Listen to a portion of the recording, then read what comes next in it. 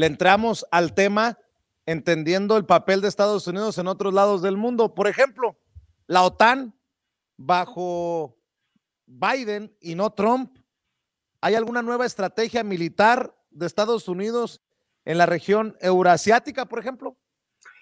Al hacer un análisis histórica y política de cómo nació la OTAN, es decir, el 9 de abril de 1949, en una perspectiva anticomunista, o sea, ellos se presentaron con este proyecto del Pacto Atlántico bajo una perspectiva de defensa de la soberanía de los países que hacían parte de esta alianza atlántica. Después hemos visto en el devenir de los acontecimientos, en un devenir histórico de los eventos políticos que se dieron a nivel internacional, que esta estrategia, o sea, más bien, este artículo 5 del Estatuto de la OTAN, donde se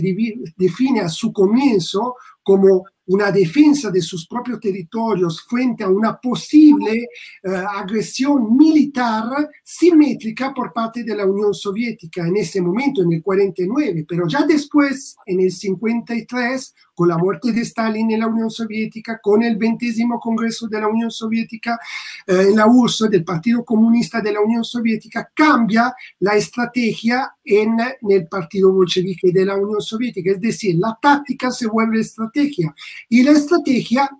desaparece. Entonces empieza esta conciliación con Khrushchev y Estados Unidos para hacer básicamente un concepto de relaciones, de dividirse también el mundo, etcétera, etcétera. Dentro de todo esto, Estados Unidos, que habían creado básicamente una operación Gladio, básicamente un ejército de reserva, en caso que se hubiera dado una invasión militar simétrica por parte de la Unión Soviética, utilizan todos los grupos de la extrema derecha en Europa, en Italia en particular, para la nueva guerra psicológica en esa región eurasiática y en la cuenca del Mediterráneo, en Oriente Medio también. Ahí vemos la participación de los principales grupos de neofascismo italiano, que yo destaco en mi libro desde la estrategia de la tensión a la Operación Cóndor. Es más, al final, cuando cae la Unión Soviética y todos sus países satélites de la región eurasiática, lo que pasa es que también Estados Unidos empieza una tercera fase de la OTAN. En mi artículo para Contralínea de hace unos años sobre la guerra sin límites y la nueva estrategia de la OTAN, defino con claridad, citando los principales dos documentos por parte de Estados Unidos que redefinen, repensan una nueva estrategia para la OTAN. Ahí, y cito, hay el transcripto en la National Security Strategy of United States, o sea, la estrategia de seguridad nacional de Estados Unidos, el documento en el cual la Casa Blanca declara exactamente en el agosto de 1991 su nueva estrategia, y cito, a pesar de la formación de nuevos centros de poder, subraya el documento firmado por el presidente de Estados Unidos de ese entonces, Estados Unidos sigue siendo el único Estado con una fuerza, un poder y una influencia que se refleja en cada dimensión política, económica y militar, y a nivel global. En la década de 1990 sigue el documento diciendo, así como en gran parte de este siglo, no existe alguien que pueda sustituir el liderazgo estadounidense. Y además hay, unos meses después, por parte del Pentágono, la guía para la planificación de la defensa para los años fiscales entre 94 y 99. Para la defensa,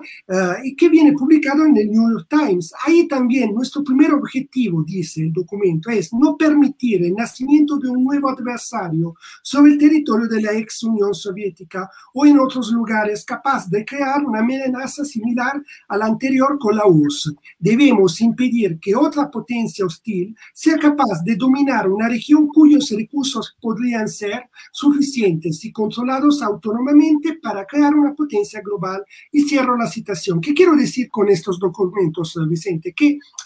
la política, la estrategia política militar de la OTAN, que siempre fue guiada y dirigida por un comandante en jefe de las Fuerzas Armadas de Estados Unidos, nunca fueron dirigidas por ejércitos o dirigentes militares de la Unión Europea o de los países miembros. Por ejemplo, hay también la Turquía, entre muchos otros. No, estos países nunca han dirigido, siempre fue una política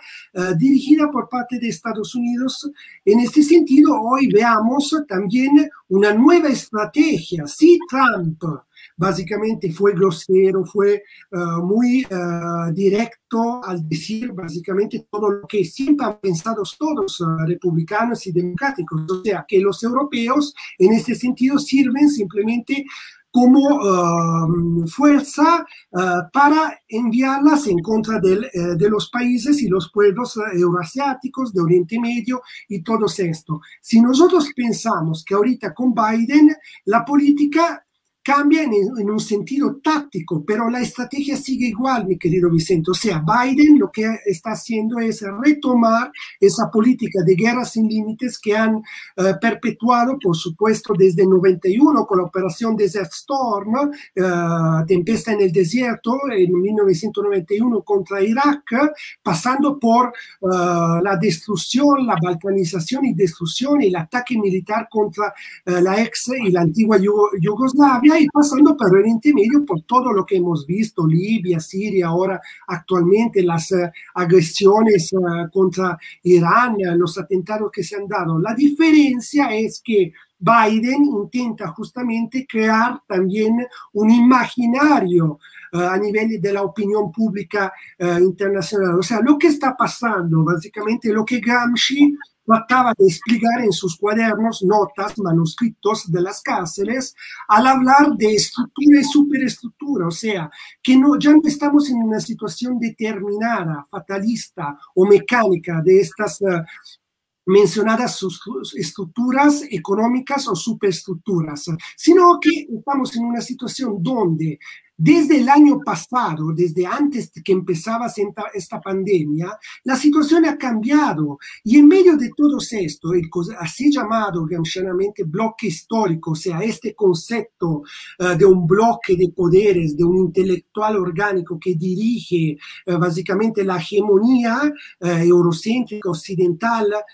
en las mentes de los pueblos trabajadores de la periferia, está en una crisis orgánica que es la misma crisis de la modernidad, no solo de la crisis capitalista como la estamos viviendo. Por eso que la crisis de la pandemia viene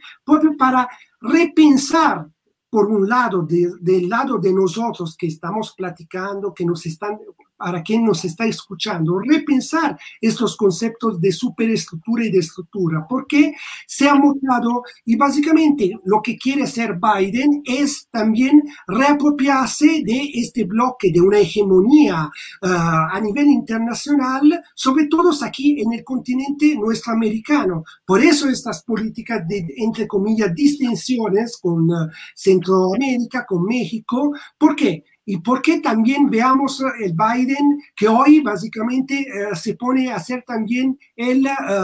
charlas en la prensa nacional, una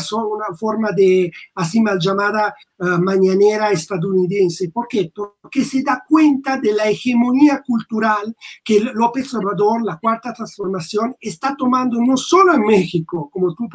anteriormente ponía el dedo sobre la cuestión de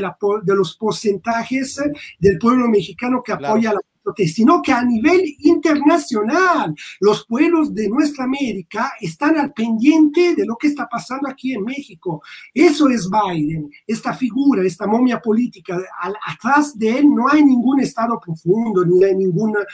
doble estado. Tenemos simplemente lo que Gramsci decía, un bloque histórico que está en una situación de crisis orgánicas, y este señor viene justamente para reconstruir una hegemonía dentro de Estados Unidos, pero también a nivel internacional. ¿Para hacer qué? Y concluyo, mi querido Vicente, para agredir obviamente los que son sus enemigos históricos, políticos, económicos y estratégicos en la región de Eurasia, o sea, el viejo centro, cuando anteriormente de la invasión por parte de España y Europa al continente americano, de México. Justamente este año recorrimos 500 años de la caída, pero también del nacimiento de nuestra grande Tenochtitlán, y también veamos esta intención de evitar que se construya un nuevo polo, periferia Oriente-Oriente, y un nuevo continente, metafóricamente hablando, Asia-Pacífico, y unas nuevas relaciones trilaterales entre, por ejemplo, México, la Rusia y también China. Y entonces esto es el problema, por eso que Biden intenta hacer una política de distensión en México, en Centroamérica, pero en el contempo alza el nivel de la agresión verbal, obviamente porque no lo puedes hacer en un discurso militar y estratégico contra la Rusia y contra China, mi querido Vicente.